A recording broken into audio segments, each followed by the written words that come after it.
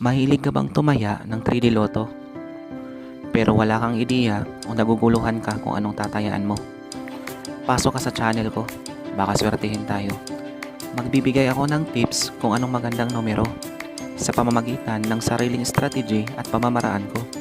Pero advice ko lang po, huwag niyo pong iasa ang lahat sa larong ito dahil ito ay swerte-swerte lamang. Paki-subscribe na lang din po ng aking channel at paki-click ang bell icon para ma-update kayo sa mga susunod kong mga video.